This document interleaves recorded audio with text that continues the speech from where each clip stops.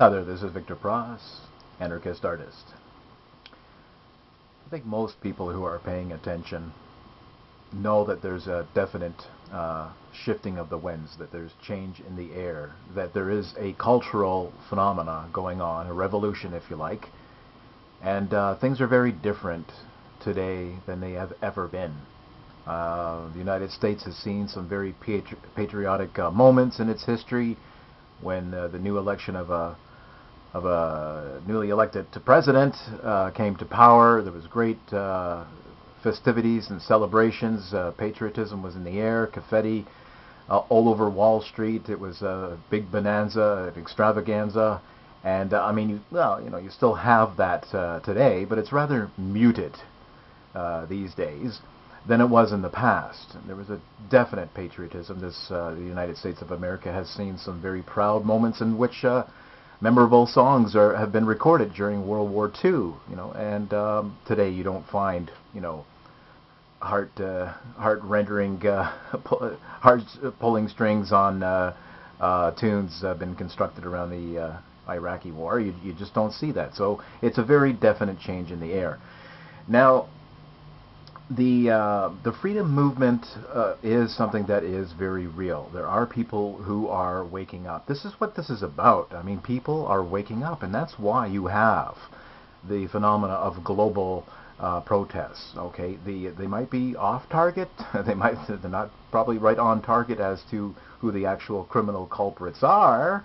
That would be the government, the political elite, the upper echelons. It's inherent in the nature of government. We shouldn't really be surprised. I mean, it's the nature of the beast. So we are seeing the existential results of a principle embodied in a certain ideology. And statism is an ideology. It's a religion, and the type of destructive fruits that you get from falsehoods that are institutionalized by violence, by the use of violence, by the use of violence for the maintenance of such an institution, you get what is happening today, right? I mean, it's we all know, okay, deep in our hearts, I truly believe that we all know, and other people are just a little bit more brave and are stepping up to the plate to figure out falsehood from the truth, and are going ahead with full rationality torpedoes ahead. Other people having a little bit more difficult time, let's say, in accepting the truth. Can be very uncomfortable for some people, and that's exactly what I'd like to talk about in this series when it comes to the freedom movement anarchists and their family and friends who are statists. And in regards to the ethics of this type of subject, the ethics of those family members and friends who are, by which I mean statists, is that they believe in some form of government. They might be minarchists, small government. The government should do X, Y, and Z. And but the point being, the principle at hand here is that they are in form of this concept called government. Well, you, the anarchist, oppose the entire concept, and you do so on ethical grounds. So what? How is it, since it is an ethical matter? It's not a matter of subjective taste, whereas one family member likes chocolate, another family member likes vanilla ice cream, and therefore they should sever their relationship because there's a fundamental clash in ethical principles here. Well, that's ridiculous. Of course it's not. But when it comes to an institution such as government, where force is at the helm, and all the questions and variables that the institution of government brings to the fore, such as the war on drugs, the welfare state, the industrial military complex. I mean, these are very serious issues. Would you not agree that that's involved within government? Just stepping aside from the question of whether we should have a government or not. That's one question. But the fact of what governments do in their proper functions, as people would argue, what they should do and what they shouldn't do. I mean, this all rests on a body of ethics. Of course it does. Right? It involves very deep ethical ramifications that affects all of our lives. I mean, how we organize society and what we put at the epicenter of what we believe to be a matter of law and order. And if you get yielding entirely different results, these are questions that have to be resolved, that we really have to do some fucking serious thinking here and to examine the philosophies and the ideologies and the political systems that we have as a human race. So we really have to take a very serious look into this with full bravery and honesty. And I really believe that that really is the spirit of anarchism. Anarchism is not some fucking religion with a series of doctrines and thou shalt this and thou shalt not that and something like that. You find that in religion. That's religion, people. Religion. We are talking about philosophy. We're talking about the scientific method. Okay, the whole issue, the heart and soul of anarchism as a principled philosophy. Anarchism, not the Johnny Rotten pop culture version here. We're talking about philosophy, for Christ's sakes, a system of ideas. So what we're talking about here is to find out if there is an ethical justification for such an institution. That's what has to be examined.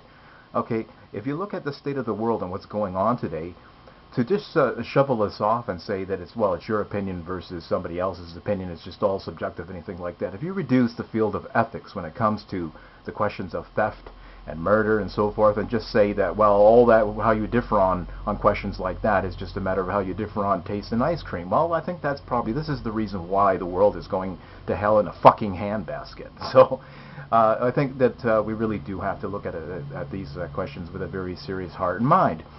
So there's two different, so if we have a family member or a friend, let's say, who is not necessarily a committed statist, they might announce themselves as a Democrat or a Republican or whatever their political tag that they put onto themselves. We have to ask the question, well, what is the ethical ramifications here? I mean, we're talking about my personal life. I mean, I don't want to be hanging out with a friend.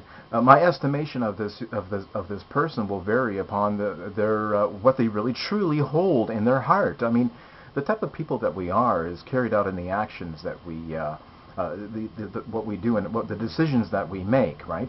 And the decisions that we make comes from our fundamental ethical principles. I mean, you are what you do, right? So if you're somebody who, say, that's very politically active and you're lending your support to an institution that could demonstratively and philosophically and ethically have a great case made for the fact that this is an extremely destructive institution. I mean, there is so much evidence, and there's so many internally consistent logical arguments against this institution, let alone the existential results, the factual results, okay, the historical results of what this institution has done the world over, wherever it has been erected, at any point in time in history, any government, whatever the form of the government, whatever the form of the state. Remember the distinction I made between state and government. Okay, whatever government, democracies, communism, socialism, everywhere in the world has led to the ultimate destruction in the bigger picture than it has ever done anything that has been a benefit to humankind. We got to ask people who are seriously committed to this idea, who as soon as they hear any kind of arguments to the contrary, they'll just shoot you down. No, it won't work. And they get angry with you, they get pissy with you, and you can see that this can become very ugly. So you got to ask the question, what is it of those people? Well, and that's the kind of territory that I just want to break in this ground. I would say that when it comes to family and friends who are of a different view of you when it comes to politics, there's two different types.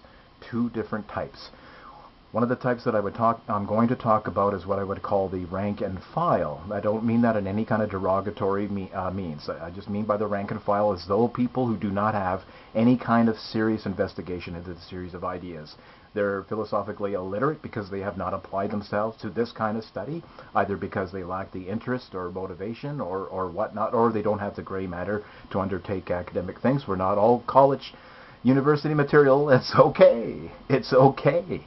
And they just not have seriously looked into these issues. I mean, their parents were Democrats, so therefore they're Democrats, right? And they've just been steeped into the culture just like the rest of us, and they've just been thoroughly marinated in all of its falsehoods and all of its propaganda.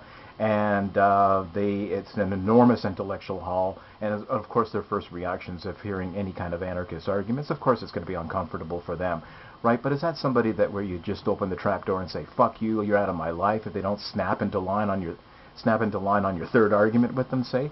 So that's the kind of category that I want to discuss. And then there's what I call the intellectual class. I don't mean like professionally credited intellectuals or professors, PhDs, MAs, or whatever. I'm just talking about people who are self-taught even. You know, they could have credentials up the ass, whatever, or primarily just self-taught people who apply themselves to the questions of the world, who investigate, who are students of ideas, who have some kind of gray matter when it comes to philosophy. And those are the type of people that know what the issues are. They know what the ethical issues are. They know about the history of philosophy. They know about the historical results of statism. They know it all. They got gray matter, and yet they're statists.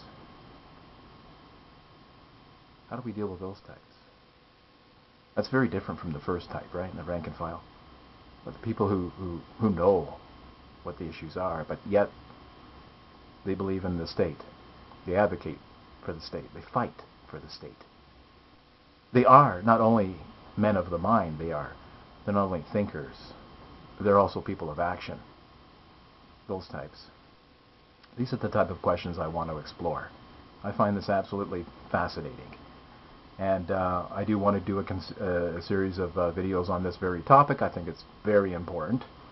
And we have to realize, of course, that politics is not a primary. Politics is not a primary. Politics rests on a body of ethics. We have to ask the question, is ethics objective or subjective? We'll see where the exploration takes us. This is Victor Pross, anarchist artist. Pop goes the culture.